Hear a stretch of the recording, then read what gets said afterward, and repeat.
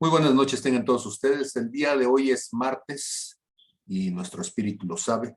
Son las 8:42 después de platicar un poquito de cuestiones domésticas. Y este día 6 de julio del año 2021, pues seguimos avanzando en esto que hacemos cada semana, ¿sí? Y esta semana lo que vamos a estar platicando es acerca del ministerio magisterial. Y disculpen si tengo una particular predilección por él, porque, pues como ustedes saben, es un ministerio que a mí en lo particular me llama mucho la atención. Creo que todos son importantes, por supuesto, y creo que mucho de lo que sucede en el cuerpo de Cristo es fundamental, pero si no hubiera por la presencia de los maestros, habría muchas cosas que se diluirían, que se perderían. Y bueno, creo que es tiempo de restaurar, de rescatar también el ministerio magisterial, los maestros. Entonces, Padre, en el nombre de Jesús, te damos gracias. Gracias, Señor, por lo que haces en cada uno de nosotros. Te pedimos, mi Dios, que nos ayudes, como lo hemos dicho cada semana, a entender las cosas desde tu perspectiva, las cosas que tú quieres hacer, las cosas que tú quieres mostrarnos, Señor, que sean puestas y vistas desde tu corazón, para que al hacerlo de esta manera, tú seas glorificado, Señor, en todas las cosas. Gracias por lo que tú haces en el nombre de Jesús. Amén, amén y amén. Comparto mi pantalla, Efesios capítulo 4, verso 11, como siempre lo estamos compartiendo.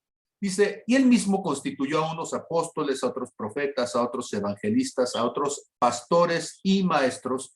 Y ya lo hemos comentado que la I es un conectivo, es una conjunción. No significa que tengamos únicamente 4 ministerios, significa que tenemos los últimos 2, como en toda lista en nuestro idioma, pues estamos separándolos, indicándonos entonces que son 2 ministerios distintos.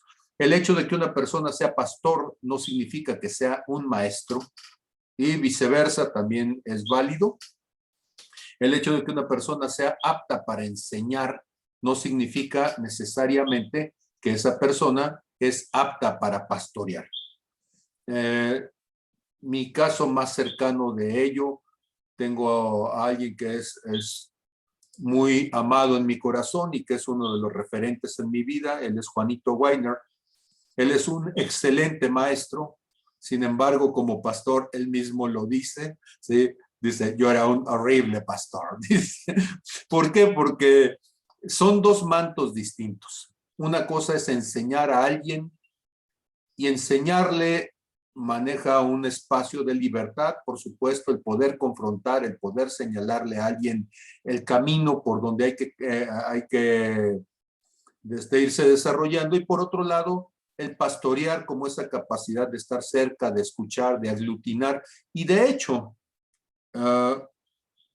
creo que hay muchos pastores que en realidad son espantosos maestros, pero su capacidad de llegar al corazón de las personas en lo íntimo, de acercar, de restaurar a las personas, es lo que mantiene a la gente finalmente en su caminar con Cristo. Entonces, debemos de tener mucho cuidado que las funciones en lo social no nos confundan con la función espiritual del maestro. Hay un versículo, bueno, un pequeño pasaje, de hecho, que es un pasaje interesante. Se encuentra en Eclesiastés capítulo 9, en el verso 13 y siguientes, ¿sí? Lo comparto. Dice el predicador, Eclesiastés 9:13, también vi esta sabiduría debajo del sol, la cual me parece grande. Una pequeña ciudad y pocos hombres en ella, y viene contra ella un gran rey, y la asedia y levanta contra ella grandes baluartes. Y se halla en ella un hombre pobre, sabio, el cual libra la ciudad con su sabiduría, y nadie se acordaba de aquel hombre pobre. Entonces dije yo, mejor es la sabiduría que la fuerza, aunque la ciencia del pobre sea menospreciada y no sean escuchadas sus palabras. ¿Por qué es importante la presencia del maestro. Quizá lo que voy a decir de entrada va a sonar poco hermenéutico, pero ¿cómo saber que se está refiriendo a un maestro? Pues porque los maestros no se van a enriquecer de lo que saben, ¿verdad? O sea, si tú quieres conocer a una profesión que casi en cualquier cultura de la humanidad ha sido, pues, de la medianía económica, o sea, suficientemente capaz para poder suplir sus necesidades, pero no en demasía como para enriquecerse con ellas, pues es el maestro. Entonces, el maestro en todas las culturas es alguien que tiene una virtud. Entiende las situaciones del mundo, entiende los problemas, entiende cómo se han ido desarrollando y entonces tiene la capacidad de proponer una solución. Y ante los problemas que aquejan entonces a un pueblo, a una nación, necesitamos a los maestros. Los maestros entonces se vuelven en los depositarios de la sabiduría, de la historia del pueblo. Son los que estudian los errores del pasado para no cometerlos en el futuro. Son los que están pensando en la trascendencia, esto es, ¿qué va a pasar después de que muera yo? Y por eso el maestro está tratando de cambiar a una nación, educando a las pequeñas generaciones para que cuando sean grandes no se aparten del camino que les ha sido enseñado. Los maestros entonces se convierten en ayos, se convierten en discipuladores, se convierten en gente que va a establecer el destino de una nación. Noten ustedes cómo los profetas, si bien es cierto que están dando una visión de futuro, pero están impactando en el presente, están queriendo hacer que la gente tome decisiones en el presente, cómo los pastores están tratando de aglutinar, de cuidar, ¿sí? En el presente, cómo, por supuesto, para sanar el pasado y proyectarse hacia el futuro, cómo los evangelistas están queriendo motivar, ¿sí? Animarte, pero los maestros son los que están pensando en la trascendencia de los actos. Más allá que el profeta piensa en la eternidad, sí, pero piensa en la eternidad desde la decisión de lo inmediato. O sea, arrepiéntete hoy, cambia tu vida hoy, acércate con el Señor hoy. El maestro, en cambio, está pensando en una vida. Está pensando en lo que no se ve. Está pensando en el carácter. Está pensando en desarrollar estos elementos que son intangibles, que tiene que ver con la forma en que tú concibes el mundo, que tiene que ver con la forma en que tú interpretas las cosas. Es cambiarte la visión de las cosas para que entonces tú puedas llevar a cabo una nueva forma de ver, ¿sí? Y entonces el maestro va a tratar de cambiar la visión, cambiar lo que está en tus ojos, ¿sí? Para que de esa manera entonces tú puedas ver las cosas como el Señor las ve. Dice Tito 1:15, todas las cosas son puras para los puros, mas para los corrompidos e incrédulos nada les es puro, pues hasta su mente y su conciencia están corrompidas. El maestro entonces va a tratar de hacer que cambies tu manera de ver las cosas, que tu manera de percibir lo que existe a tu alrededor sea distinto. Y entonces el maestro va a tratar de trabajar con algo que aparentemente no tiene mucha trascendencia para algunos en lo espiritual. De hecho, a los maestros normalmente nos dicen que somos medios carnales porque tenemos la mala costumbre de usar el cerebro. Yo sé que eso es una blasfemia dentro del mundo espiritual para algunos, pero dado que el ser humano tiene el porcentaje más alto de relación entre cerebro y masa corporal. ¿Sabían ustedes eso? Que el ser vivo con mayor relación entre cerebro y masa corporal es el ser humano. Me van a decir, es que Los elefantes tienen un cerebro más grande, sí, pero tienen un cuerpezote mucho mayor, ¿sí? Y entonces la relación que tenemos nosotros, los seres humanos, es mayor que la de cualquier otro animal. Pero no solamente eso, la relación que tenemos como hijos de Dios nos lleva a entender, a movernos, a generar un mundo a nuestro alrededor, ¿sí? Y a partir de ello, entonces, convertirnos en criaturas transformadoras. Por eso, cuando Dios habla acerca de la importancia del trabajo de los maestros, ¿sí? Podríamos decir, como dice en Hebreos 10:16, este es el pacto que haré con ellos. Después de aquellos días, dice el Señor, pondré mis leyes en sus corazones y en sus mentes las escribiré. Debemos de darnos cuenta entonces de una cosa fundamental. Las decisiones que tú tomas tienen que ver con las cosas que tú has aprendido, con lo que tú piensas. Nosotros decimos que somos libres para decidir. Eso es muy relativo porque las decisiones que tú tomas están basadas en aquellas cosas que te enseñaron bajo el supuesto de que estas son verdad. Y entonces, si algo de lo que tú aprendiste no es correcto, tus decisiones basadas en ese supuesto serán incorrectas. De allí lo delicado de la función del maestro. Tu concepto de verdad está contaminado, prejuiciado, está pervertido por aquellas cosas que tú has creído desde tu ignorancia que son verdad.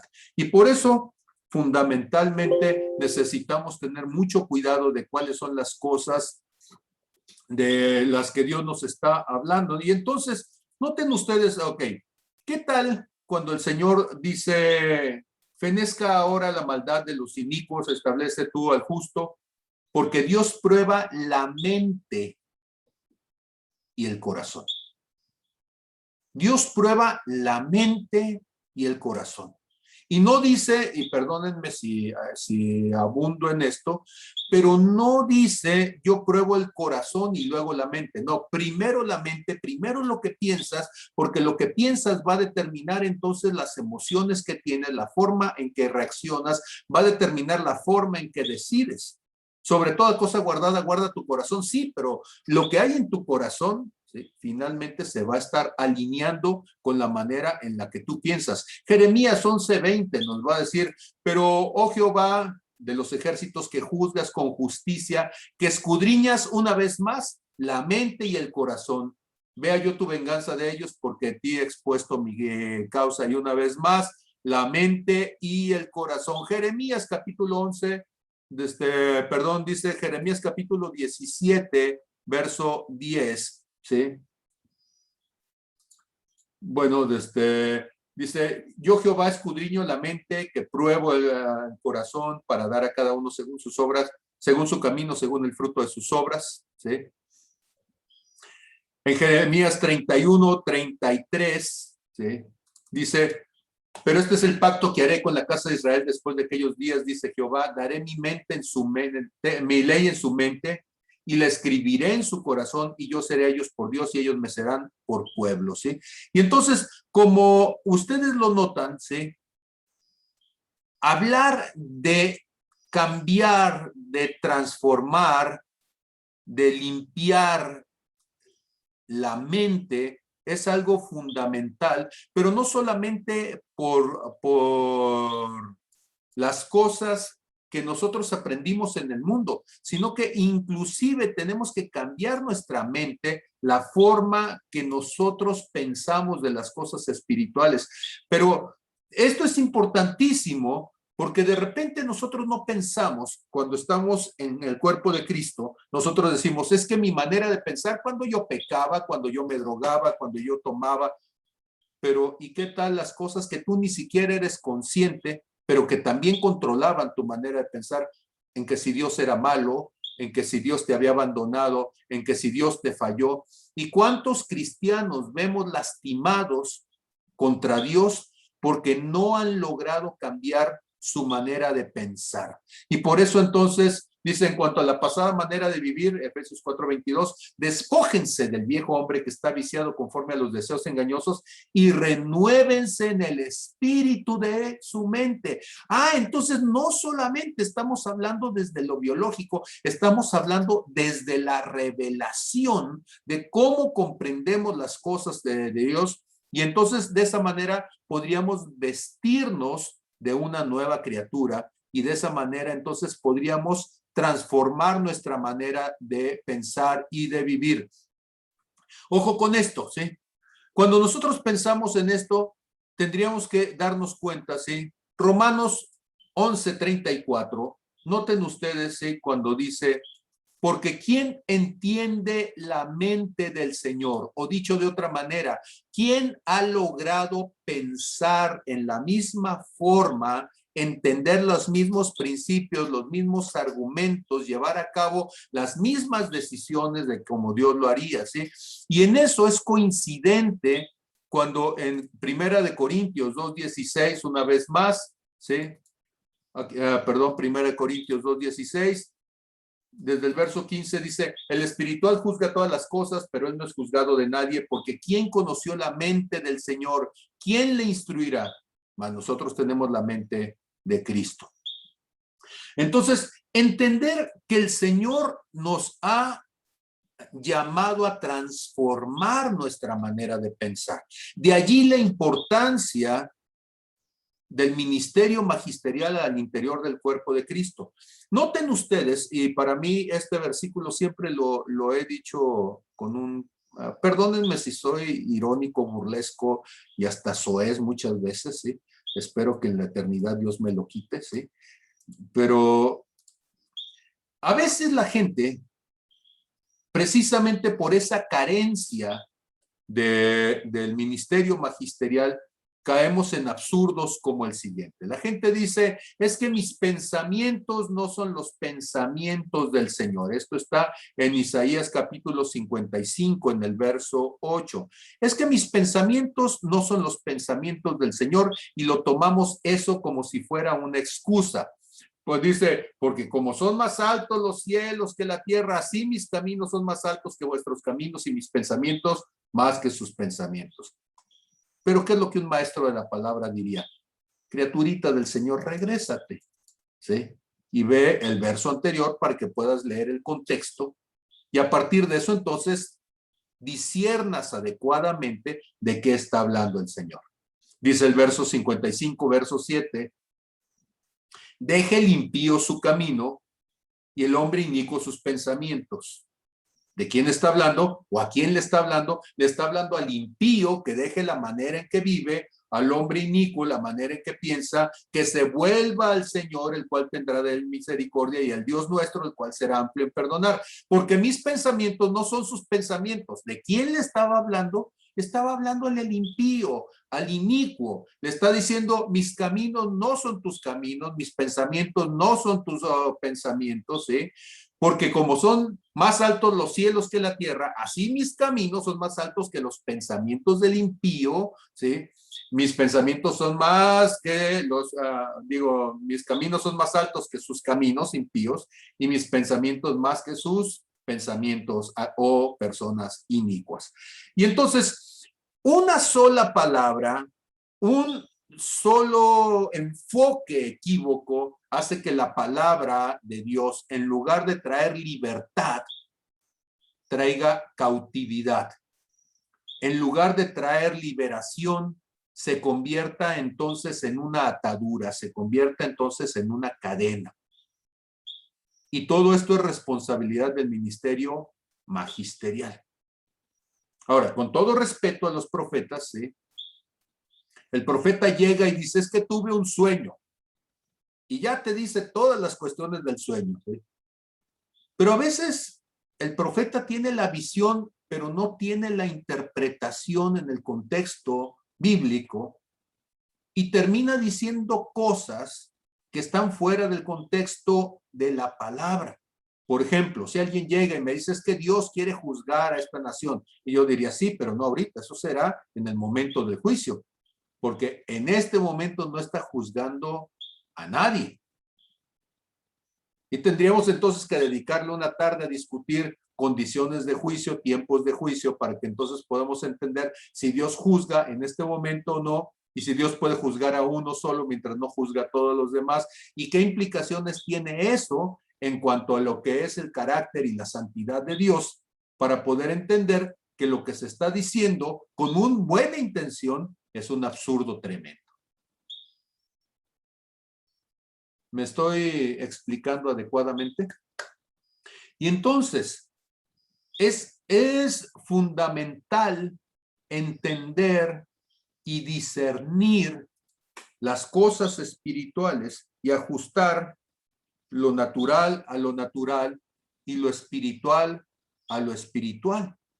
Porque de otra manera, si no hacemos eso, entonces terminamos generando una crisis, terminamos generando un conflicto en nuestra percepción de la palabra. El apóstol Pablo, entonces le dice a los corintios en 1 Corintios 2:13 y 2:14, lo cual también hablamos, dice, no con palabras enseñadas por sabiduría humana, sino con las que enseña el Espíritu, acomodando lo espiritual a lo espiritual. Pero el hombre natural no percibe las cosas que son del Espíritu de Dios, porque para él son locura, y no las puede entender porque se han de discernir espiritualmente. Ahora, noten ustedes cómo para Dios es tan importante esto, que cuando Él está diciendo qué se necesita para traer salvación a una nación, noten ustedes Jeremías 5:1, me fascina, perdónenme que muestre mi predilección por este verso, pero dice, recorran las calles de Jerusalén y miren ahora e infórmense, busquen en sus plazas a ver si encuentran hombre, si hay alguno que haga justicia, que busque verdad, y yo la perdonaré. Esas son características de un maestro. Un maestro de la palabra busca la justicia, busca la verdad. Es un apasionado de la justicia. Por eso, si no tiene cuidado, cae en juicio y es crítico, es duro, es frontal. Busca la verdad y por eso es abrupto al hablar muchas veces. Es,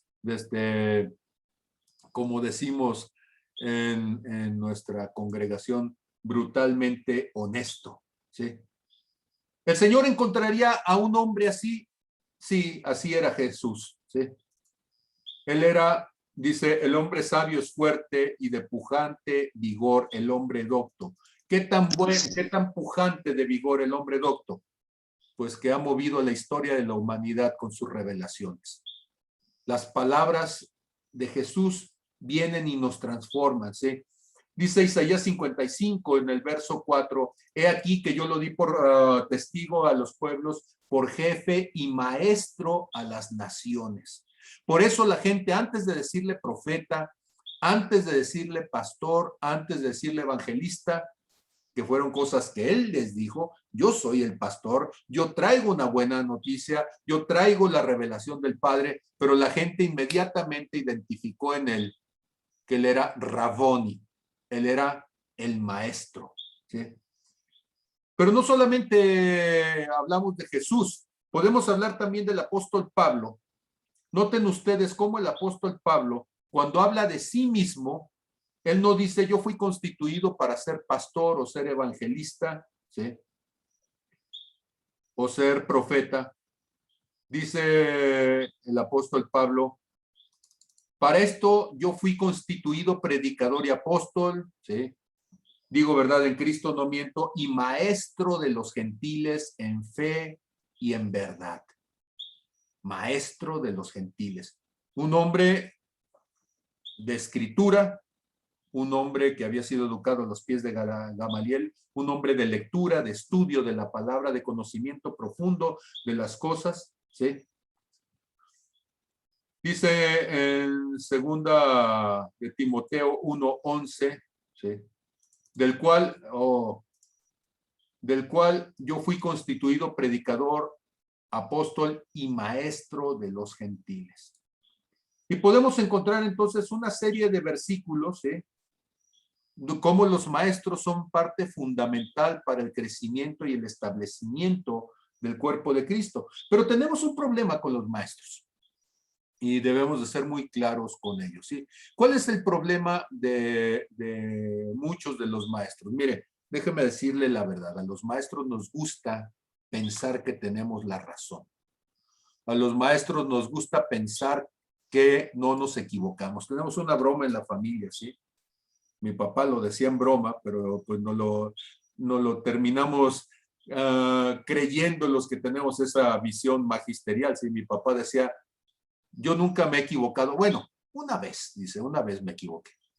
Y fue la vez que pensé que estaba equivocado, ¿sí? Entonces, nosotros pensamos que tenemos la razón porque te la pasas leyendo, te la pasas estudiando, crees que tienes los datos para todo, crees que tienes las respuestas para todo y piensas que por tener las respuestas eso te da derecho de decirle a los demás que sus vidas están incorrectas, que sus vidas no son lo que deban de hacer o lo que deban de vivir, ¿sí? La pretensión del maestro es que la gente llegue a ser un varón perfecto, un hombre perfecto. Lucas, que es el evangelio que tiene la visión más magisterial, Lucas está buscando al hombre perfecto y presenta a Jesús como ese hombre perfecto, que se viste de blanco, que sus obras son puras, ¿sí? Está buscando entonces manifestar la transparencia y la pureza de Jesús. Donde, ¿se acuerdan ustedes cuando en Salmo 85:10 decíamos que se besaba? Ahorita vamos al Salmo 85:10 y vamos a entrevistar en un momento más a Goyo, que me hizo favor de venir después de su clase con Juanito Weiner, ¿sí? Y entonces teníamos acá en Salmo 85:10, ¿se acuerdan? La misericordia y la verdad se encontraron, la justicia y la paz se besaron. Hemos dicho que el amor, ¿sí? O la verdad, bueno, el amor es la misericordia, bueno, la misericordia es el amor sacrificial, ¿verdad? Y entonces el amor y la verdad necesitan ir juntos. Si tú le hablas a alguien con amor, pero no le dices la verdad, eres un hipócrita. Si tú le dices la verdad, pero no lo haces con amor, entonces eres cruel. Pero lo mismo sucede entre la justicia y la paz. Tú puedes ser un hombre que está diciendo lo correcto, pero finalmente lo dices de tal manera que generas contención, generas crisis, lastimas, traes división. Y por otro lado, tú puedes quererte llevar muy bien con la gente, pero no estás siendo congruente, no estás siendo justo. Por eso necesitamos entonces ese punto de equilibrio. Los maestros van a estar, ¿sí?, llevando el punto de buscar la justicia. Una persona con un ministerio magisterial pervertido termina generando disensión, conflicto, rompe la paz.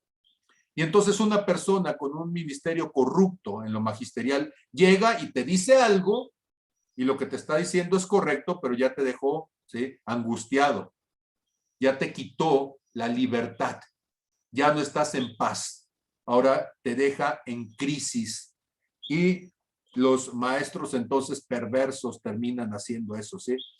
Un maestro debe enseñar los principios del reino y entonces el reino no lo vemos en muchos lugares y en muchas personas simplemente porque no entienden esos principios. Y en lugar de enseñar las cosas espirituales, enseñan muchos maestros o enseñamos tristemente, ¿sí?, principios humanos, perspectivas humanas.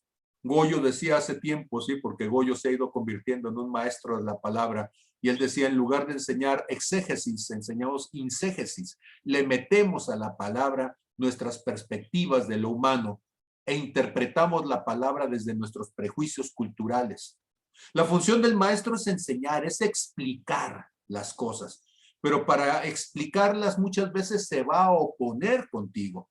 Y a veces eso no lo entendemos. El maestro, su función es meterte en crisis, llevarte a contrastar, a enfrentar lo que tú piensas a dejarte incómodo, inquieto. Ya después vendrá el pastor y te sobará la espalda, pero el maestro tiene que llevarte a pensar y darte cuenta que hay cosas que estás equivocado. ¿Por qué? Porque si el maestro te enseña lo que ya sabes, entonces no te enseñó nada.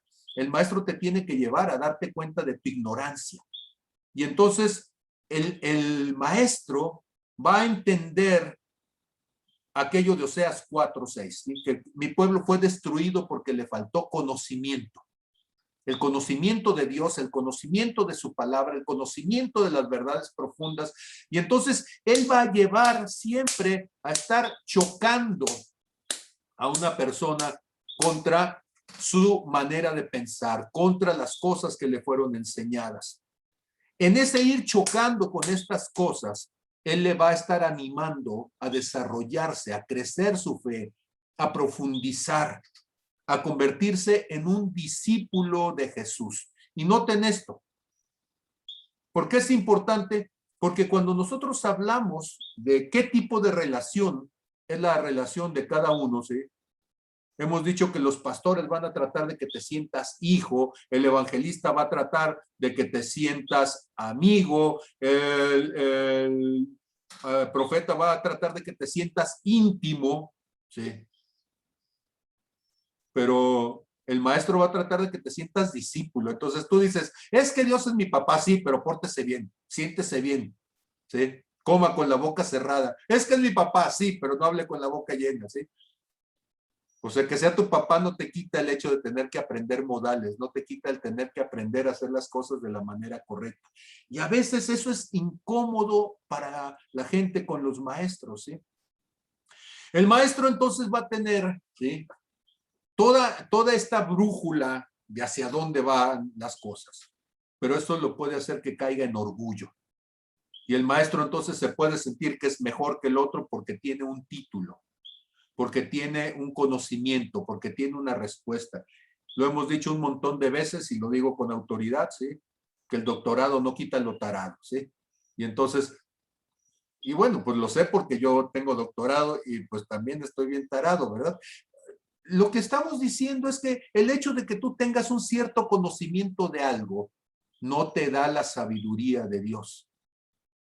Entonces ninguno de nosotros deberíamos de sentirnos que somos más que nadie porque conocemos una respuesta, porque esas respuestas además son limitadas, son parciales. El maestro va a tener un problema y el problema es que va a caer siempre en relativismos. ¿Qué significa caer en relativismos? Todo es relativo al argumento que utilizas. Y entonces, gánale a un maestro una discusión, no puedes, porque él siempre te va a sacar un argumento de por qué lo que él dice es válido, ¿sí? Y entonces, cuando tú tienes a dos maestros discutiendo un debate entre maestros, lo que tú tienes en realidad es una pelea de egos. No interesa quién tiene la razón.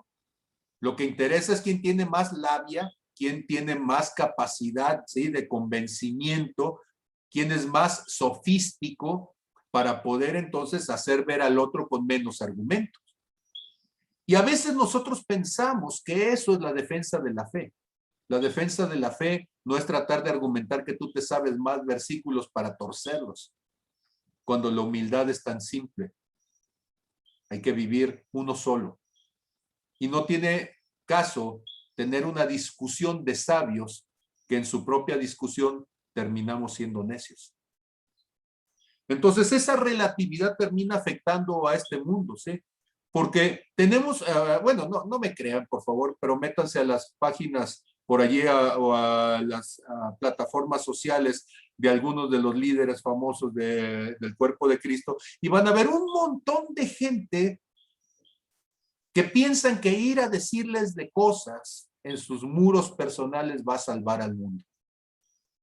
Y esa es la visión pervertida de un mal maestro de la palabra. O sea, mandar al otro al infierno en su muro social lo único que hace es cerrarle las puertas a los que están queriendo conocer de Cristo. Y que en lugar de madurar para buscar formas más adecuadas de argumentar, lo que se está haciendo simplemente es lesionar a quienes por no tener conocimiento están en esa búsqueda y que al llegar entonces a ese tipo de lugares se contaminan. Ese relativismo entonces hace que mi opinión personal, mi subjetividad, sea mayor que la objetividad de Dios. Miren, en español la palabra no tiene dos letras, N y O. Y tú me vas a decir, bueno, en español. Sí, pero en hebreo sigue siendo lo, tiene dos letras, ¿sí? Y entonces, ¿qué parte de no matarás no entiendes? ¿La N o la O? Y a veces nos ponemos a discutir por cosas sin sentido, nos ponemos a justificar situaciones que son mi punto de vista. Y ese punto de vista termina siendo nocivo porque hacemos a Dios a un lado. Y entonces los maestros perversos se convierten en demoníacos porque llenan las cabezas de las personas de conceptos que les van a costar la eternidad. Esos maestros perversos, y líbreme el Señor de ser uno de ellos, ¿sí?, están movidos por un espíritu demoníaco de estupor. ¿Qué significa un espíritu de estupor? A ver, ¿alguien sabe qué es el estupor?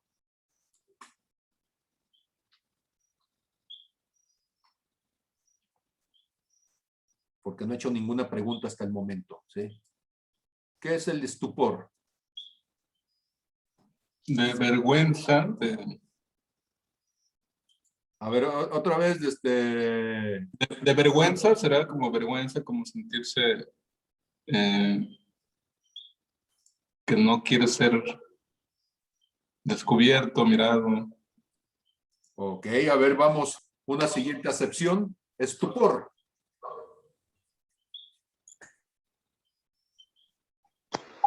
Bueno, no. Espíritu de engaño, este engaño es estar en medio de la estupidez, pues suena muy parecido. Muy en parecido. Donde la... Gracias, Pastor Talí. Dice Gálatas 3:1, ¿sí? Yo sé que siempre este versículo, cada vez que lo leo, me causa problemas con alguien, ¿sí? Perdónenme, ¿sí? Dice Gálatas 3:1, oh Gálatas insensatos, ¿quién os fascinó para no obedecer la verdad? ¿Sí? A vosotros ante cuyos ojos Cristo ya fue presentado claramente entre vosotros como crucificado. ¿Quién los fascinó? ¿Quién los embrujó? ¿Quién los cautivó? ¿Quién los sedujo? ¿Sí? El estupor es este engaño. Estupor y estúpido tienen una raíz muy semejante. Cuando a una persona perdónenme si empiezo a sonar esotérico, pero la hipnotizas, la seduces, la cautivas, la embrujara a alguien, le chupara el seso, le sorbiera el coco. Yo no sé cuántas formas distintas podemos de tener para decir, dejó de pensar adecuadamente, lo atrapaste, lo cautivaste en sus pensamientos. Por eso la primera frase cuando dice el apóstol Pablo, oh Gálatas insensatos, la palabra insensato es estúpido, tonto, imbécil, tarugo, tarado, menso, etcétera, etcétera. El español es rico en sinonimias. Hay algunas que nos ofenden, bueno, pues búsquele otra que le ofende más, ¿sí? Para que se dé cuenta, una persona que es capaz de entrar por la gracia y termina rechazando a Cristo para irse por la ley, se merece todo el diccionario de sinonimias acerca de la insensatez, de la necedad. ¿Quién hace eso? Un maestro pervertido de la palabra. Es lo que está diciendo. El pueblo de Galacia dejó de creer en los dones espirituales, dejó de creer en las manifestaciones del Espíritu Santo, dejó de creer en sanidades y en milagros, dejó de creer en las maravillas de Dios, porque alguien le llegó a decir, es que eso ya no es de esta revelación, es que eso ya no es de este tiempo, es que Dios ya no lo hace ahora, ¿sí? Es que Dios en realidad es un mito histórico. Debemos de tener mucho cuidado cuando las enseñanzas de los maestros perversos le quitan a Dios la capacidad de mostrarse como el Dios todopoderoso que es y que nos puede sacudir profundamente en nuestro corazón el día que quiera. Y entonces el problema con los maestros perversos, como sigo diciendo, pues es que llegan o llegamos a ser entonces un estorbo para lo que Dios quiere hacer, ¿sí? Los maestros entonces tenemos que sembrar cimientos para la vida, tenemos que afirmar las convicciones, tenemos que llevar a la gente a un compromiso individual cada vez más profundo que le permita edificarse hasta llegar a la madurez, para que a partir de la palabra podamos enfrentarnos a lo desconocido. Entonces los maestros, lo decía en un campamento hace tiempo, los maestros perversos son como las arañas que tejen telarañas, que son tan delgadas que la mariposita que va volando no las ve, pero son tan fuertes, tan resistentes, que terminas atrapado en ella. Una sola palabra de un maestro te puede cambiar la vida. Una sola palabra de un maestro puede transformar completamente tu visión del mundo. Eclesiastés capítulo 12, verso 11. Dice, las palabras de los sabios son como los aguijones, como clavos hincados son las de los maestros de las congregaciones dadas por un pastor, ¿sí? Y entonces una sola palabra de un maestro se te queda clavada en el corazón y te hace que veas las cosas de una manera distinta, para bien o para mal. Un solo maestro puede ser que ames las matemáticas o que las odies. Un solo maestro puede hacer que te sientas la persona más brillante del mundo y te la creas, o que sientas que eres un incapaz y pases el resto de tu vida pensando que no sirves porque alguien te dijo que no podías pensar. Un maestro en una congregación es el que establece los rieles sobre los cuales la gente va a ir caminando y desarrollándose. Es el que ayuda a la congregación con los esquemas de discipulado. Nosotros en la congregación tenemos el esquema de claves, gracias a Calvin Anderson, que dejó la función de pastorear para convertirse en un maestro de la palabra en temas de restauración. Y gracias a ello es que ahora tenemos muchas más personas que son restauradores. Gente como Juanito y Judy Wagner, que dejaron el pastorado para convertirse en maestros de la palabra y a través de fuego del cielo han estado levantando entonces ministros. Podría hablar de mis defectos como maestro o de las virtudes, pero yo quiero pedirle a Goyo, si andas por ahí, Goyo, que me permitas entrevistarte en algunas cosas, ¿sí? Y que pues tengamos esta charla que hemos tenido semana a semana con alguien de los distintos ministerios. Goyo, para ti, ¿qué significa en tu vida el haber identificado que tienes un manto magisterial? Tu micrófono está apagado. Bueno, primero buenas noches. Para los que no me conocen, no sé si hay gente ahí, yo soy Gregorio, soy yerno de Pablo, vine desde Manzanillo a robarle una hija nada más. Bueno, ¿qué significa para mí haberme dado cuenta que tenía un manto magisterial? Todos los días siento mucha responsabilidad delante de Dios porque, pues, ya dijiste tú, un maestro pervertido, o sea, un maestro es fácil que caiga en todas estas cosas de la letra más que el espíritu. Es muy fácil que perdamos el equilibrio o el enfoque, y pues para mí ha sido complicado el hecho de la responsabilidad que conlleva eso, porque aunque no enseña grupos grandísimos, pero así está enseñando una sola persona, para mí es muy delicado este asunto de lo que estábamos enseñando, porque vamos a rendir cuentas delante de Dios de lo que enseñamos. Y cuando decimos somos maestros, muchas personas de repente pueden decir, qué chido el maestro, pero pues no está... Es difícil, pues es complicado, porque hay que ser muy, muy certero, muy equilibrado, muy cuidadoso en lo que se está hablando, pues porque de repente, como se nos da la palabra, o sea, se nos da quizá hablar, podemos caer en manipulación o en usar textos bíblicos para decir cualquier otra cosa que no sea lo que está escrito ahí. ¿Tú alguna vez antes de todo tu proceso utilizaste esa capacidad de convencimiento para convencer a la gente que tenías razón? Definitivamente sí. Cuando estaba en la prepa, yo no sabía nada de esto, ni siquiera era cristiano, pues, pero siempre me decían que tenía cierto facilidad de palabra, cierto don de liderazgo, y yo me di cuenta de que podía utilizar eso para sacar provecho a mi propio ser, o sea, para poder satisfacer lo que yo necesitaba. Entonces usaba pues el don que Dios había puesto en mí para poder manipular personas y que al final de cuentas hicieran lo que yo quería que hicieran o que creyeran lo que yo quería que creyeran. Pues y eso yo lo veía como, qué chido, ¿no? Porque yo puedo hablar y eso me sacó de muchos problemas en su momento, por así decirlo, pues no es la palabra correcta, pero así lo veía yo en ese tiempo, pero sí.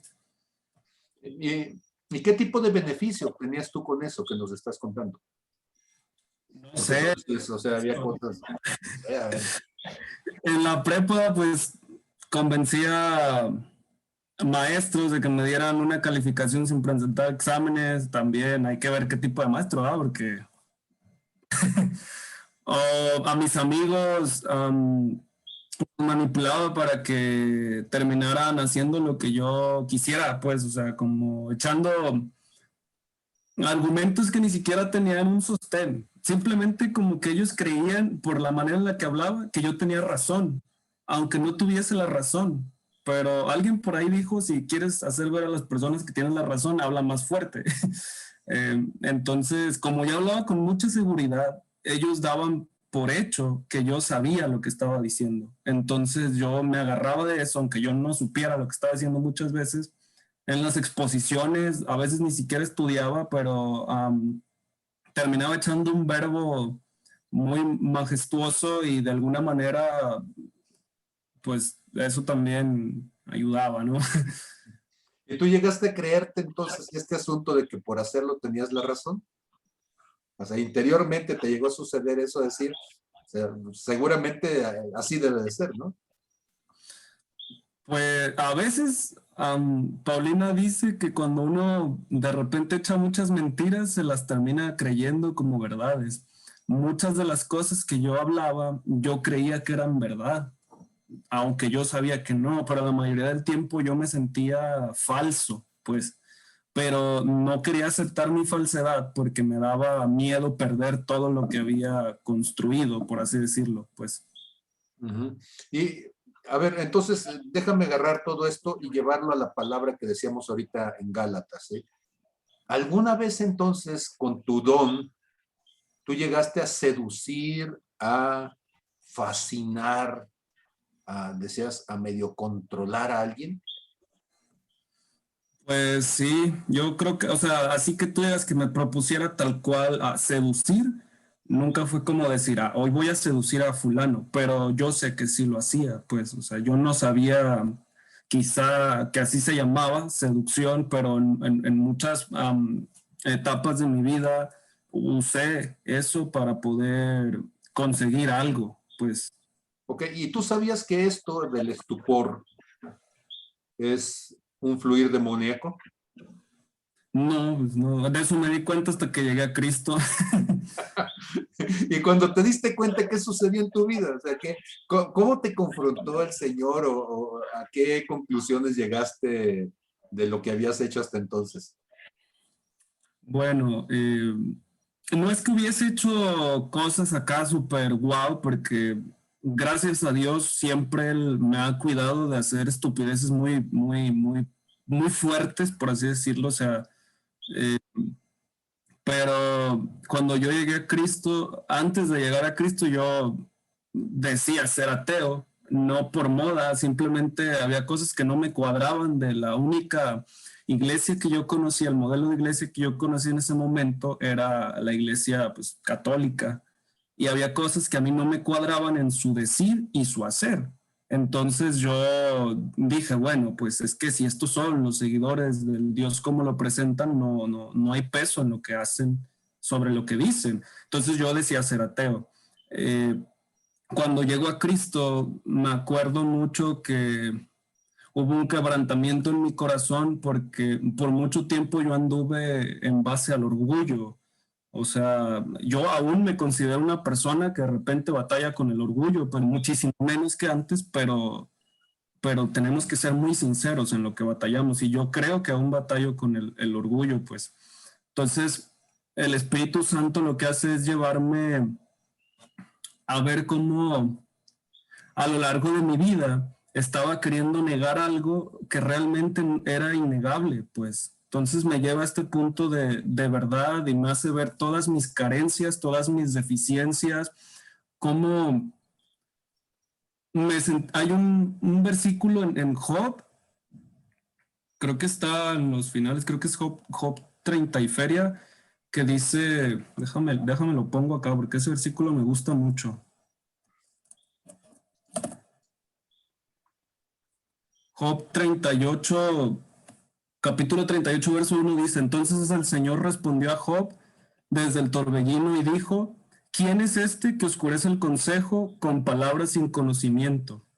Yo no conocí este versículo hasta hace tiempo, pero realmente así me sentí cuando tuve un encuentro con el Espíritu Santo. O sea, sentí como el Espíritu Santo me dijo, te has dejado llevar por muchas cosas que aparentemente han sido verdad, pero son falsas.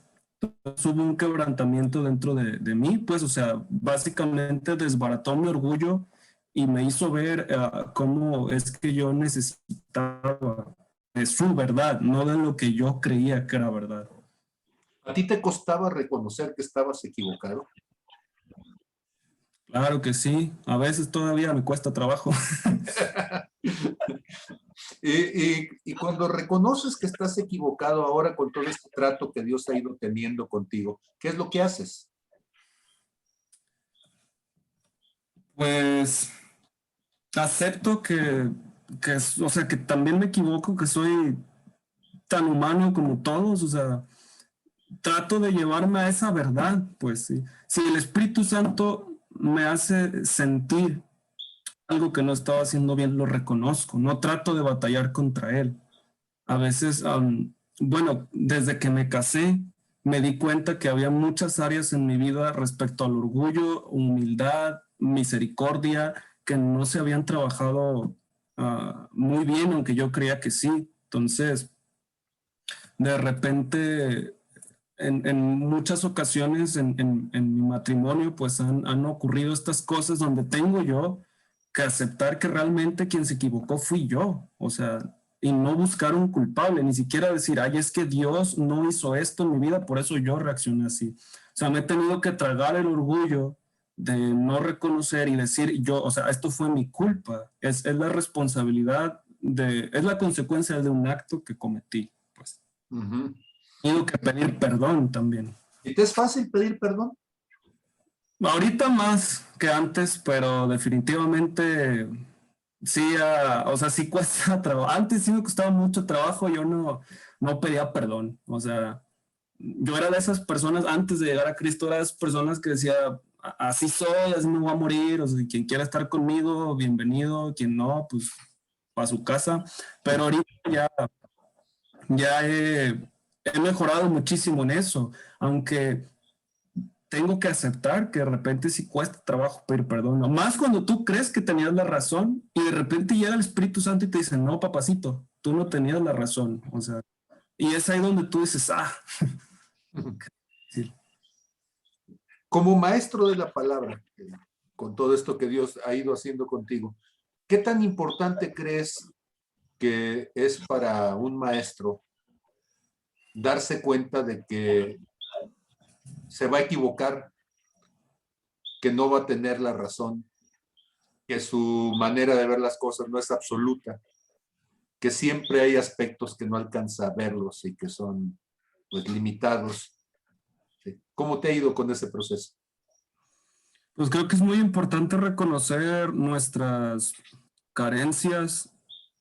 Si bien es cierto que tenemos que trabajar para llegar a la estatura del varón perfecto, todos empezamos desde un punto de partida y nuestro punto de partida siempre es muy imperfecto, o sea, está lleno de carencias y creo que es muy importante conforme vamos avanzando ser muy honestos en las carencias que tenemos. Yo a veces me he sentado hacerme un autofoda, o sea, de ver mis fortalezas, mis debilidades, mis áreas de oportunidad, y es donde me he dado cuenta que no siempre va a tener la razón. O sea, he tenido que someter mucho mi orgullo, pero no someterlo en esfuerzo humano, o sea, entregarlo al Espíritu Santo y Él generalmente siempre viene y me hace sentir, incluso cuando he escrito um, enseñanzas que voy a dar en el grupo de jóvenes, hay ocasiones en las que yo estoy escribiendo algo y el Espíritu Santo me dice, esto lo estás escribiendo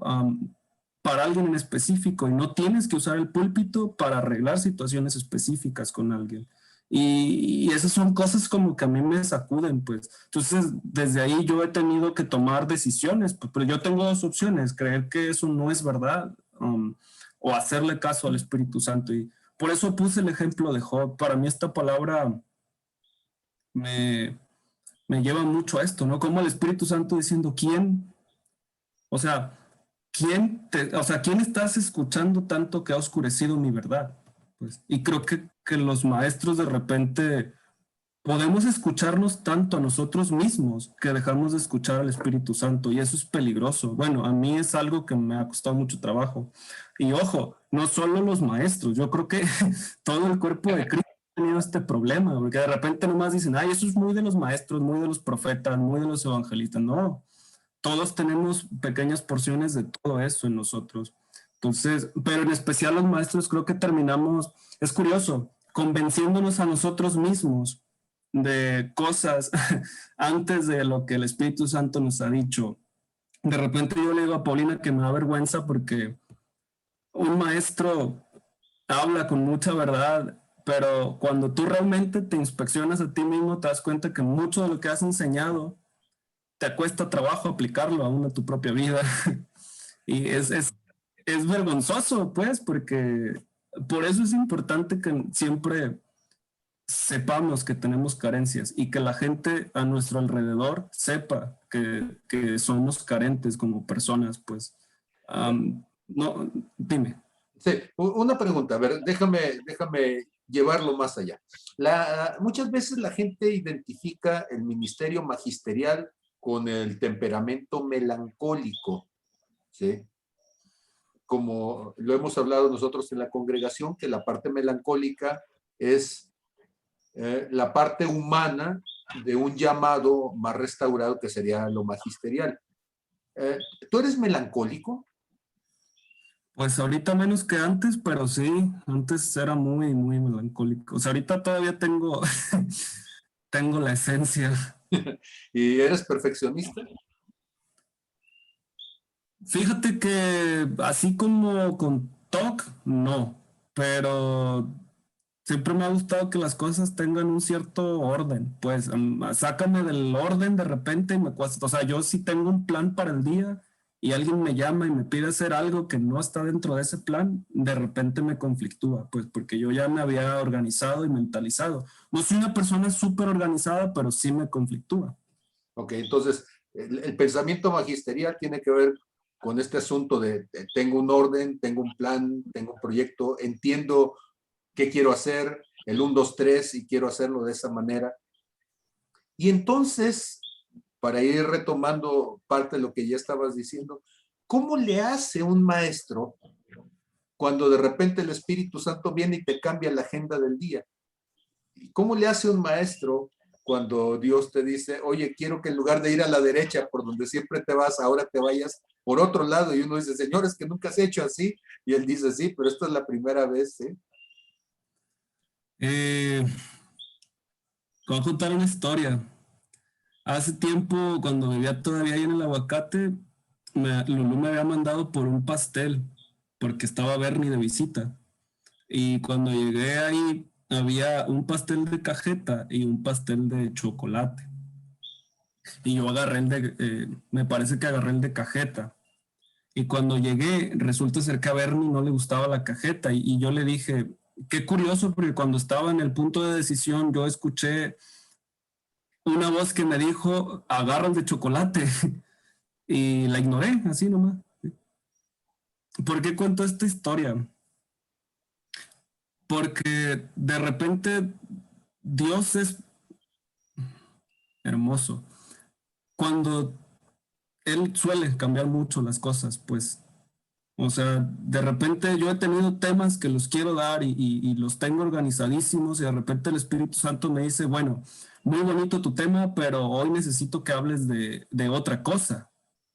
Y eso es un conflicto de repente porque yo no me considero tan dependiente de mis notas, pero tampoco me gusta improvisar, pues, ¿sí?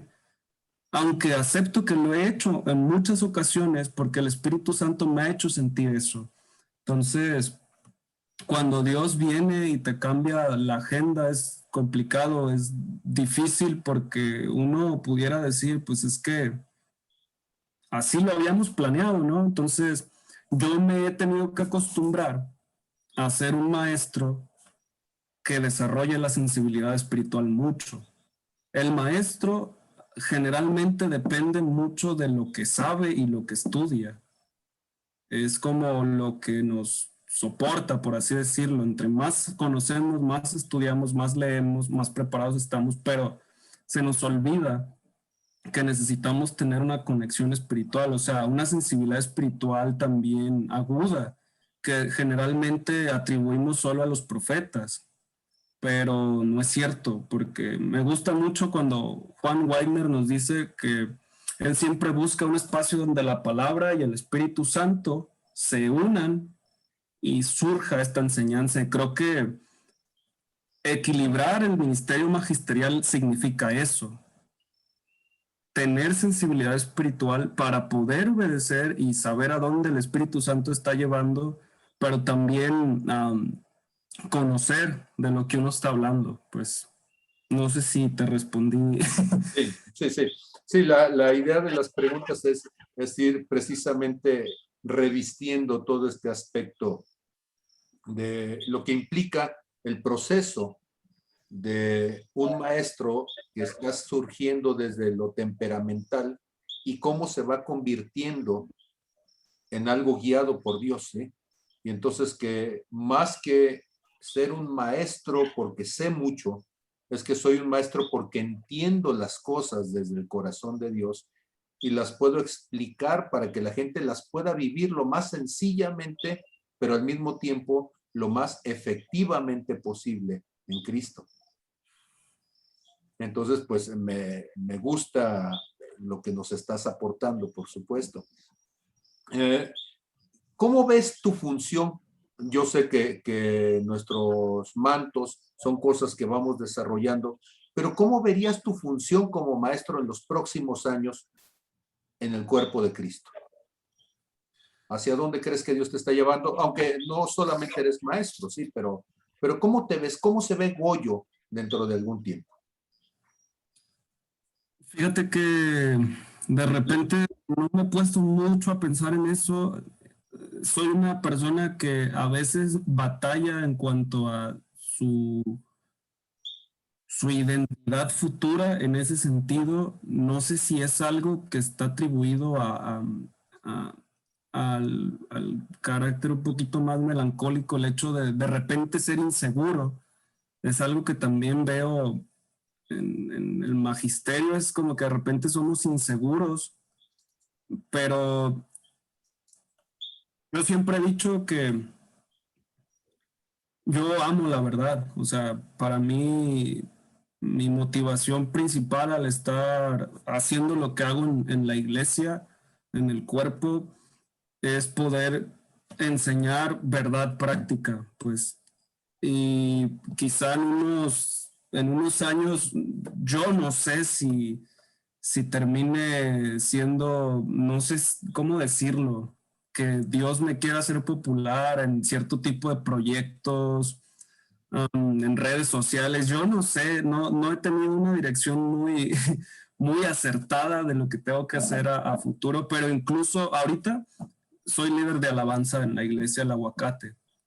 Y los muchachos siempre se conflictúan porque hay canciones que ellos me mandan y yo las escucho y yo digo, es que esto no lo podemos tocar en la iglesia porque yo soy muy celoso en cuanto a las canciones que tocamos. Por eso es que repetimos mucho el repertorio. O sea, yo no puedo tocar cualquier cosa ahí. O sea, no porque sea nuevo quiere decir que sea o totalmente bíblico o que sea algo que exalte o alabe a Dios. Yo no sé por dónde me puede usar el Señor. Yo sinceramente creo que tengo que llevar. Yo te voy a decir una cosa. Me cuesta mucho trabajo aprender algo y quedármelo para mí mismo. Eso es de lo peor que me puede pasar en la vida. O sea, yo aprendo algo nuevo y lo que quiero hacer es luego enseñárselo a alguien. O sea, yo quiero compartirlo, no me lo quiero quedar. Es como que, bro, esto es tan especial que necesito enseñar, o sea, necesito que alguien lo sepa. Porque me siento egoísta y no en el mal sentido de la palabra, sino que me sienta culpable. Simplemente siento que es algo tan grande que tiene que conocerse. Pues entonces he sentido cosquillas por ahí de abrir un canal en YouTube o de hacer algo en redes como Facebook o algo así, un podcast en Spotify, pero no lo sé. Ujú. ¿Y te ves escribiendo, te ves publicando, te ves investigando, contestando dudas de la gente? ¿Cómo te ves? Quizá sí me gustaría escribir un libro, siento muy sincero, sí me gustaría escribir un libro en algún momento de la vida. Ahorita Plantar un árbol y tener un hijo también. no, sí me gustaría escribir un libro. Ahorita estamos, bueno, en un proyecto donde estamos componiendo música, pues es algo, un don que también Dios me ha dado y siento que lo estoy explotando ahorita. Me gustaría, siempre mi enfoque ha sido verdad práctica, pues creo que la función más importante de un maestro, aparte de tender los rieles de dónde, como para llevar el tren del cuerpo, es poder enseñar la verdad de una manera práctica, o sea, tomar lo complejo y hacerlo tan simple y de una manera aplicable y práctica para la vida. Pues por eso es que a veces nos tripeamos nosotros mismos, pero sí, yo creo que en algún momento voy a escribir un libro de algo. Siento que debería empezarlo ya, pero no sé. Creo que todavía necesito vivir una parte de este proceso para poder refinarlo, pues. Ujú. Muy bien. Hay preguntas, participaciones. Por allí empezamos a recibir manitas. Entonces, si alguien quiere interactuar con Goyo después de todo esto que hemos estado platicando, que es parte de la dinámica que hacemos en estas entrevistas. Muy bien, Neftalí, te escuchamos. Disculpen que no prenda la cámara, pero no estoy en la mejor posición física en este momento. Mi pregunta, ahorita que comentaste sobre la posibilidad de escribir un libro, algo que he notado con los que tienen el llamado principalmente magisterial, incluyendo a Pablo, es que tienen muy buenas intenciones de escribir lo que Dios les enseña, pero no lo escriben, no lo terminan escribiendo. Y eso es un poco frustrante para quienes aprendemos de ustedes. Entonces, yo me gustaría preguntarte, ¿qué planes tienes a corto, mediano y largo plazo para escribir ese libro del que estás hablando? ¿Y cuál es el tema que afrontarías en ese libro? Bueno, como respuesta a tu pregunta, no sé si a Pablo le pasa, a mí me pasa mucho que de repente me cuesta trabajo, por eso no he abierto un canal de YouTube o algo así, como salir tanto a la luz, porque a veces estoy inseguro, de repente yo me siento un poquito inseguro, sé que es algo que Dios tiene que trabajar en mí, porque a veces yo leo lo que he escrito, la revelación que el Espíritu Santo me ha dado, ¿sabes? Me pasa que como no lo he escuchado nunca en otra parte, yo mismo me cuestiono si es correcto lo que sale. Entonces, esa es parte de lo que a mí de repente me frena para poder escribir. De lo segundo, para escribir un libro, pues primero tendría que tener un tema. Sinceramente, ahorita no tengo como un tema específico que te pudiera decir con mucha seguridad, yo voy a escribir sobre esto. Por eso quizá digo que, pero sé que tengo cosas que decir y sé que en algún momento lo voy a hacer. A corto plazo, te digo, pues terminar esta otra fase del instituto que tengo ahí. Mediano plazo y largo plazo, me gustaría abrir estos espacios de discipulado. Se tiene el plan de abrir un instituto bíblico en colaboración con el instituto donde yo, Marta Villa, Carlitos estudiamos. Eso sería más como largo plazo. La verdad es que fallo un poquito ahí porque de repente no me pongo mucho a pensar tan lejos, pues yo sé que eso no suena muy magisterial de mi parte, soy un maestro extraño, perdónenme, pero suelo como tener los proyectos que el Espíritu Santo me va dando, pues, el asuntillo. Yo creo, Neftalí, que el problema con los maestros es el deseo de la perfección. ¿Sí? Los maestros más grandes que yo conozco son gente que tardaron tanto tiempo en demostrar que una idea era correcta. De hecho, los evangelistas escriben mucho más porque escriben paja. ¿Sí? Y entonces escriben un montón de cosas, pero los que se dedican a escribir hasta que tienes la madurez para escribir algo, y eso es bien complicado. ¿Sí? Creo que esto nos enseña algo, Pablo, aprovechando la tirada. Digo, lo hice con toda malicia, con perdón de juego yo. Pero yo creo que nos enseña algo, que de todos los ministerios, de todos los temperamentos, tenemos algo bueno. En el caso del maestro, que es el que nos reúne el día de hoy, el maestro es el representante del varón perfecto, de este perfeccionismo, de este detalle, de las cosas que otros no ven. Pero creo que ese gran afecto en sus vidas, esto que los caracteriza, puede llegar a ser también su más grande debilidad. Y creo que eso es como para considerarlo en nuestras vidas, que lo mismo que es tu más grande logro en la vida, puede llegar a considerarse también algo que te estorbe. Entonces, ¿cómo lograr tratar con eso? Creo que es algo que ustedes los maestros deberían enseñarnos. No sé si la respuesta esté fácil, ¿sí? Pero tiene que ver con ese perfeccionismo. Déjame decirlo de esta manera. El peor enemigo de un maestro es él mismo. El más crítico contra lo que el maestro hace o dice es él mismo. Y entonces ahí es el gran problema, que de repente para poder escribir algo y llevarlo a ese nivel, ¿sí? Yo le decía a mis hijos en estos días, para mí es más fácil escribir poemas porque son 12 líneas y puedo dedicarle todo el día a solamente escribir 12 líneas y decir, esto está más o menos bien, y aún así, al día siguiente leerlo y decirle, realmente no sirve. ¿Sí? Entonces, por eso es muy complicado. Magdalena levantó la mano. Magdalena, te escuchamos.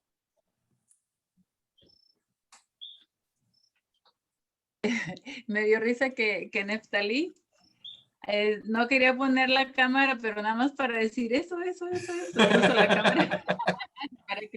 Aunque sea para decir eso. No, pues me ganaste. Yo iba a decir que precisamente la razón por la que un maestro es perfeccionista y no sea, es inseguro a la vez, es por eso, porque es su peor juez. O sea, es crítico de los demás, pero es más crítico de sí mismo. Yo soy maestra, por eso lo sé. Entonces, pero yo pienso que sí tiene razón Neftalí. Yo también precisamente porque somos críticos, tal vez a veces nos cuesta recibir críticas de otros, porque yo pienso que lo ideal para un maestro, en el caso, por ejemplo, de Goyo, que dice que quiere escribir algo, pero se siente inseguro cuando lo escribe, pues tal vez tenga la tendencia que tenemos, ¿no? De leernos, de editarnos y reeditarnos y volvernos a editar. Pero para eso hay otros maestros, o sea, deberíamos de contar con nuestros pares para decir, ok, mira, esto es lo que yo tengo, dame tu opinión y tener ese consenso, pues estar abiertos a ese consenso y realmente producir, porque en realidad sí es cierto que ser tan juiciosos de nosotros mismos sí nos detiene demasiado.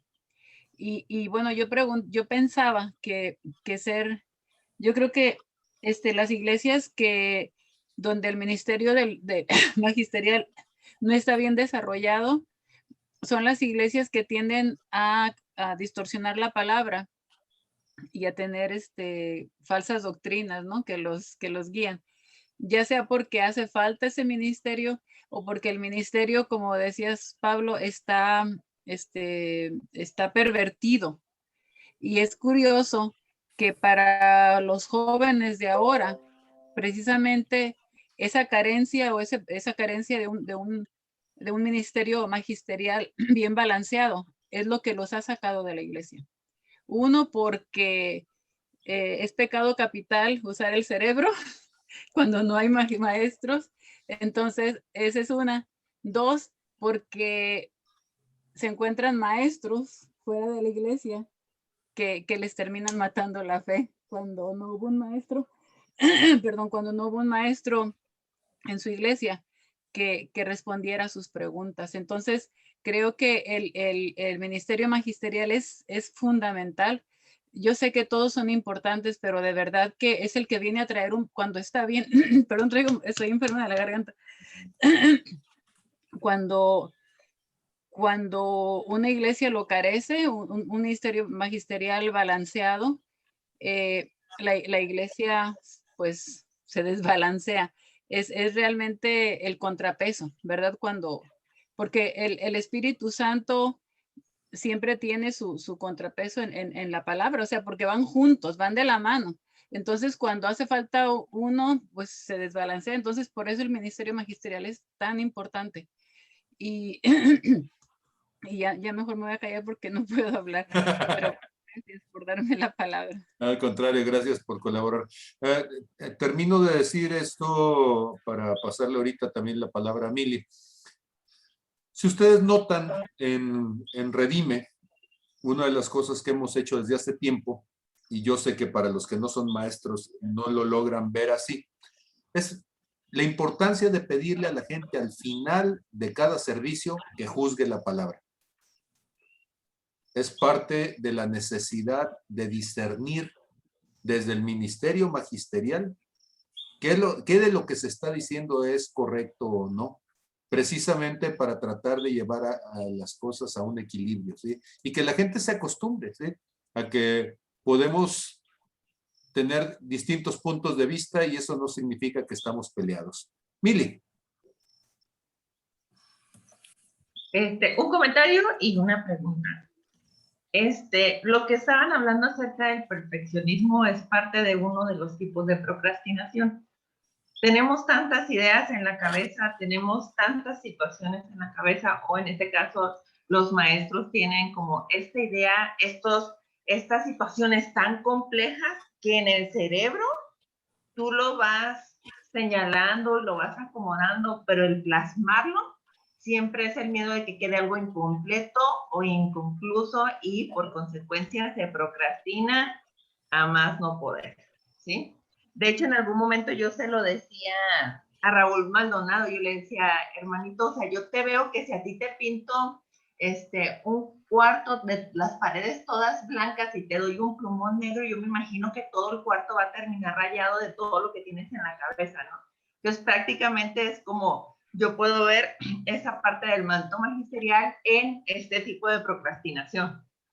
Ahora la pregunta para Goyo es, ¿cuál fue la parte más complicada para ti como maestro cuando empezaste a trabajar para tener este equilibrio entre lo natural y lo espiritual?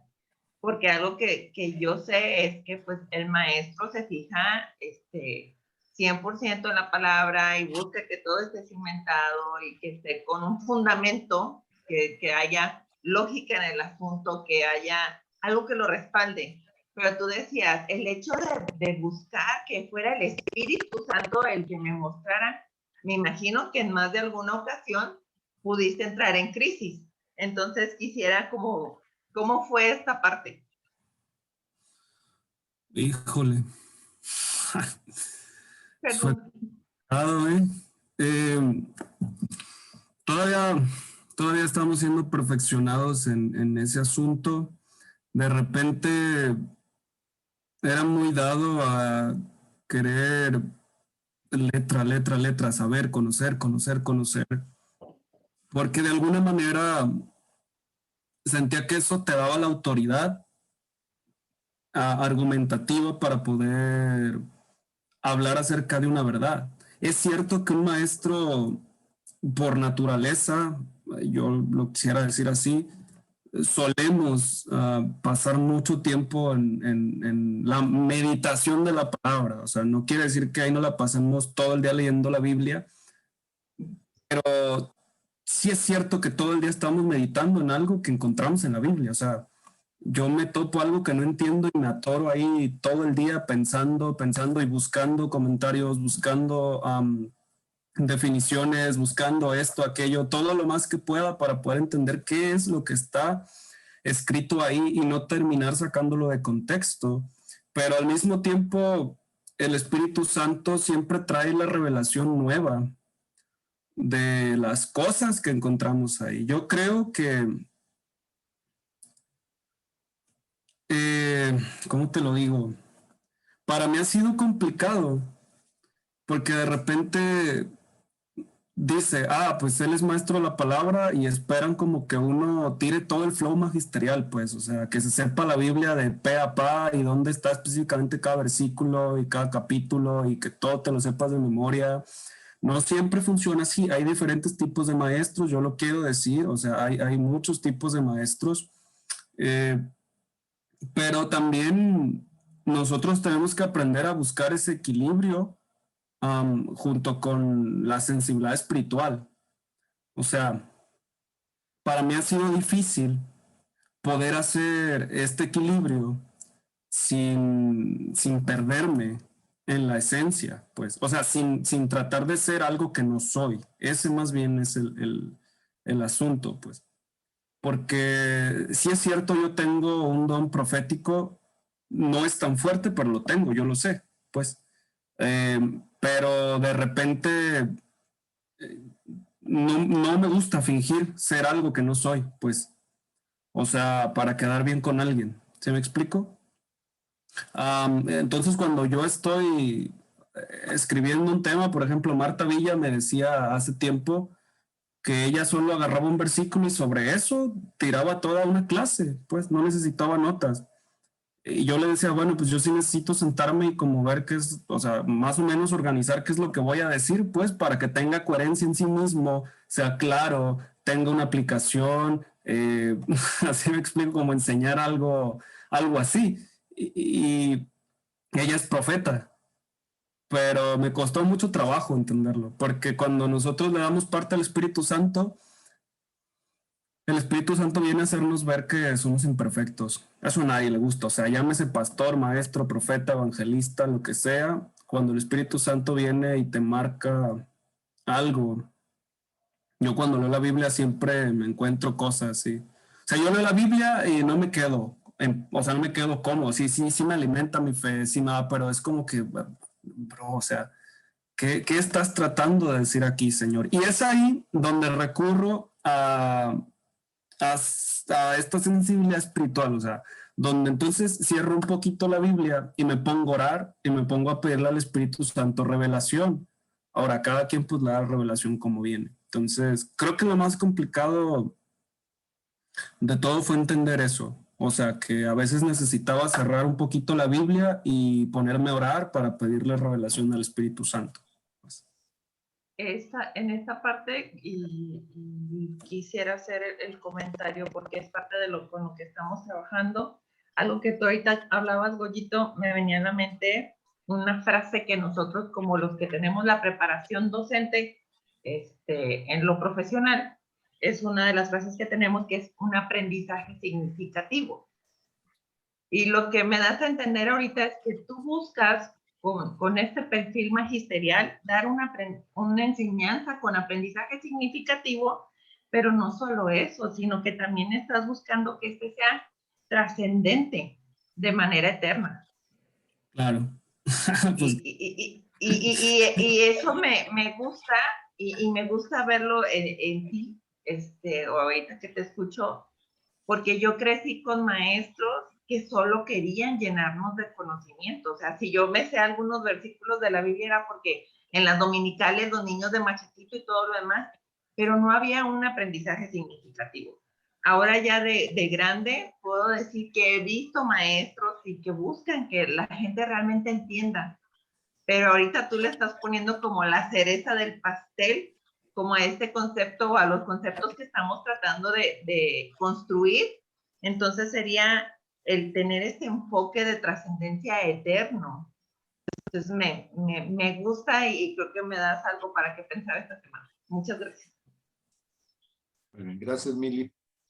Estamos sobre nuestros tiempos, son las 10:08. No sé si alguien tuviera algún comentario. ¿Qué piensan de esta clase que hemos tenido? Que nos puedan evaluar en cuanto a esta entrevista, que como las entrevistas anteriores no ha seguido un formato en particular, ha sido más un diálogo guiado por el espíritu y las mismas preguntas que hemos ido teniendo, y poder saber entonces de qué manera les ha nutrido tener aquí a nuestro invitado del día de hoy, entrevistado Gregorio Cisneros. Sigo. Ok, adelante, Fer. Hace rato visualizaba una foto de Goyo ahí en la camioneta de Caoba, ¿sí? De esos peleadores y todo que están en el circuito creciendo poco a poco y no echándolos al combate. En el boxeo, si te ponen con alguien muy bravo, te lesiona, te lastima, te da un cabezazo, te da un mal golpe y no te deja madurar, no te deja llegar. Yo siento que el proceso de Goyo va bastante bien, porque cuando yo he tenido la oportunidad de escucharlo, y nos ha tocado, sea clases entre semanas, sea los domingos, tiene una manera de expresarse muy auténtica, ¿sí? Ahora sí que no imitando a nadie, no pareciéndose a nadie, sino teniendo una verdadera revelación. Y lo he comentado con algunas personas y me dicen, es que me gusta la sencillez de su palabra, la manera en que lo facilita, no lo hace complicado. Y a mí me ha dado 3 o 4 palabras que han hecho un cambio significativo en mí. Entonces, yo que soy tan complicado a veces, tan exigente, tan crítico y todo, puedo hacer ese comentario, sí, que cuando escuchas a alguien y trasciende, quiere decir que lo que está haciendo está preparado, está bien manejado, bien elaborado, y es su estilo. Si su estilo son las notas, el llevar esto y lo otro, esto le da la seguridad, porque yo recuerdo que tiempos de orador, un día llegué sin guión al micrófono, levanto la cabeza, veo el Cinema de los Ríos lleno y se me quedó la mente en blanco, ¿sí? Y después de 15 segundos reaccioné y aprendí a llevar notas siempre, ¿sí? Y lo sigo haciendo hasta la fecha. Que Goyo lo haga así, es su seguridad, es su agarre, porque él nos ha compartido los ataques de pánico, él nos ha compartido ciertas debilidades que tiene en salud y que llevando esa manera asegura y tiene esa tranquilidad, ¿sí? O sea, ahora sí que sabe dónde están esas debilidades y las cuida, ¿sí? A veces el viento le juega una mala jugada y le desacomoda las hojas y yo veo cómo sufre, ¿no? Pero para mí es muy, muy importante el proceso que está llevando él, cómo va avanzando. Y algo que es bien importante, ¿sí? Yo le he hecho algunos comentarios, como en alguna ocasión se nos ha dicho en Redime, que tenemos que dar nuestra opinión. Yo a él se lo he dado en lo personal y todo, y es una persona que sabe escuchar, que sabe que no es de esos maestros que tienen la razón absoluta, sino que escucha y todo, y a la siguiente veo que en algo pude haber aportado, ¿sí? No se cierra en esas cosas, está ahora sí que creciendo, ¿sí? Y con los mejores compañeros y mejores maestros y en la mejor armonía, ¿sí? Yo creo que está en el lugar idóneo para crecer y enseñarnos y que vayamos descubriendo cada uno de nosotros el manto que tenemos. Muchas gracias y felicidades, Goyo. Soy tu fan. Gracias. Gracias. Muy bien, algo que comentar, Miki, algo que nos quieras decir.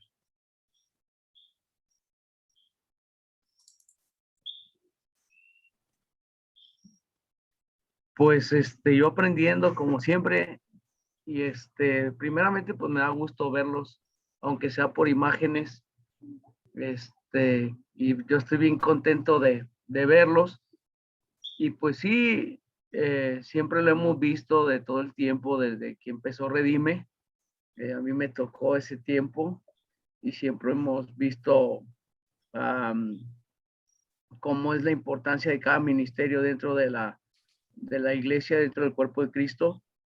Y sí, hemos tenido la certeza de tener buenos maestros. Podemos recordar a Nidia, era una muy buena maestra. Pues Pablo, pues tú no podemos evitar eso. Y muchos más, ahorita Mili, me gusta mucho también muchas cosas que hace. A mí no me ven, pero yo ahí los ando fisgoneando todo el tiempo. Qué bueno que Goyo esté aprendiendo y desarrollando su ministerio. Y pues me encanta ver que Redime sigue creciendo. Yo pues ahorita me dedico en parte de evangelístico, pero ya no aparezco en nada, siempre atrás de cámaras y yo he tenido un anhelo y es poder llevar lo que yo estoy aprendiendo aquí en Guadalajara hacia Nayarit, porque yo veo que ya estamos bien rezagados.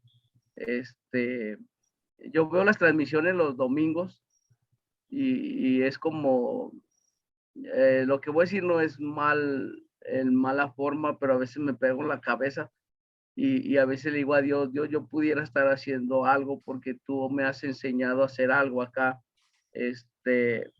Pero yo sé que Dios tiene su tiempo y lo hemos platicado y ahorita es tiempo de aprender. Aquí estoy ahora con unos maestros que me están enseñando en muchas cosas, audio, iluminación, multimedia, pues X, y yo creo que un día es para llevarlo a Nayarit. Mis hijos todos quieren estar allá, pero yo sé que tenemos que aprender algo aquí. Y gracias por todo lo que hacen todos los días y gracias por tener ese don magisterial que yo creo que a muchos nos ha marcado la vida. A mí en lo personal yo aprendí mucho y sigo aprendiendo y pues más que nada eso, darles las gracias porque Dios manifiesta su amor en personas como ustedes y Dios pone la sabiduría, sabemos que Dios no pone la sabiduría en uno solo, ¿verdad?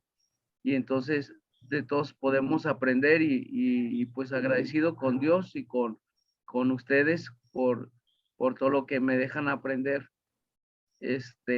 Yo ahorita ya me voy a desconectar aquí en mi rancho, pues ya es más tarde y ya tenemos que descansar, pero me dio un gusto verlos y espero el próximo martes me vuelvan a mandar un link y poderme conectar. Claro que sí, va a ser un privilegio. Pues muy bien. No prendo la cámara porque ya tengo a mi esposa aquí en el cuarto y todo, y ya por eso ya no la prendo, ¿eh? Pero Está bien, no se preocupen. Saludos a Susi y a los chiquillos que ya están grandecillos. y ya creciditos. Muy bien, pues estamos terminando entonces. Gracias a todos por su atención, su misericordia, por escucharnos, por permitirnos estar en este diálogo. Gracias, Goyo, por haberte dado la oportunidad de estar con nosotros, abrir tu corazón, ser tan franco, tan honesto, tan transparente y tan sencillo también. Gracias, entonces, pues el Señor tenga a cada uno en su santa gloria y que descansemos entonces en esta noche en santa paz. Dios les bendiga a todos. Gracias y bendiciones. Amén.